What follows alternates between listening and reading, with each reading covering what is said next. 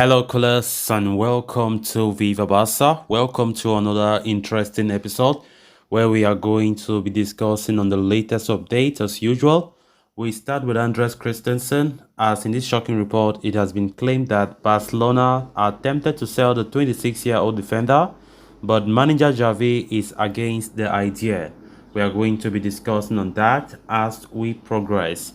Then, secondly, talking about this Spain national team coach who, in a recent interview, talks about some Barca players like Busquets. He spoke about Xavi. He did spoke about Pedri, Frankie De Jong, and Ansu Fati.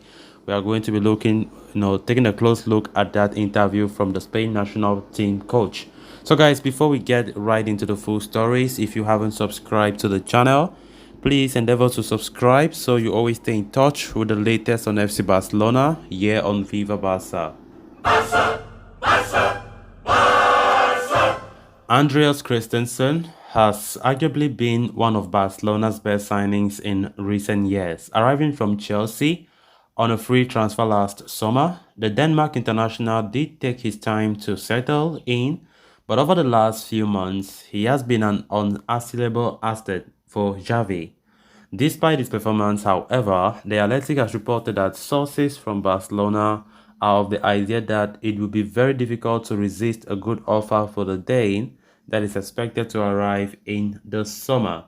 This is mainly because the team understands the former Chelsea man is a great source of revenue and that his sale might as well be beneficial in terms of financial fair play. But of course, it must strictly be noted that Xavi would never really give the green signal to the operation at a sporting level. All this means that his departure is more or less a hypothetical scenario. In all fairness, Christensen's signing went really under the radar last season, with the likes of Robert Lewandowski and Rafinha all arriving with a hefty transfer fee. Not much was expected from the Dane in the first place, as the early suggestion was that would be to fight for his place. All as it turns out, the central defender took little to no time to settle in. In fact, it is said that Christensen has integrated perfectly into the dressing room and has also earned the respect of the rest of his teammates. It is believed that the former Chelsea man shares a great friendship with the likes of Marc-Andre ter Stegen and Frankie de Jong, and his relationship goes beyond the professional boundary. For what it's worth, Christensen moving out of Barca is indeed tempting, especially due to the current set of financial circumstances, but it is safe to say that Xavi would never really sanction any exit. Christensen have been a wonderful player, a wonderful signing against the odds. Many people were not really expecting what they are seeing right now from the defender, and Christensen has shocked everyone. He is one of the best centre backs, and that is why we see the way we have been keeping a lot of clean sheets lately, because the pairing that we have at the back is just one of the best, if not the best in La Liga, the best in the world. Because we have Christensen, Koundé, Araujo, they are the one really operating at the defense line, and I think those guys are very, very good, very good. In fact, they're the guys who are even making us, like, who put us in the position that we are now in the league, because our defense have been helping us, and also they're taking a lot. And of course, we all know that defense win you titles, and I think the reason why we are really up there in La Liga with the points gap that we have, with the second place Real Madrid, is all because we hardly concede. If we look at the gap, the lowest goal considered, which is 7 by Barcelona. The rest, I think the person who follows us is far behind, almost 17 goals considered. So you can understand how these defenders have been helping. Christensen's form came at a very, very crucial time. And to be honest, I'm not even happy with this report, because honestly speaking, it would be so foolish and so stupid if Laporta's board are attempting to sell this guy, all because of he is a sellable asset who can bring revenue and is financial fair play. What does that mean? Because at the end, you are opening the gap for the financial fair play so that you can bring in another good player there. And there it is, we have Christensen who is doing well. What is the need of now selling him and weakening your defense line? So yesterday, we also got some reports of Frankie de Jong that Barca would hardly resist any offer if it comes to Frankie, because the board still believe that he has one of the highest values in the team and he could ease the financial fair play. And I'm like, oh my god, what does that mean? Frankie de Jong is an unstoppable player one of the best DMs we have, and Barca are talking about tempting. It makes no sense. To be honest, it makes no sense, because at the end of the day, they are doing that so that they can bring in some other players. And how sure those players will have the quality of the players that they say they are attempting to sell makes no sense. Christensen, who came as a free agent, is even doing very well, more than some players that we bought with some hefty amounts, and it's something to be happy about.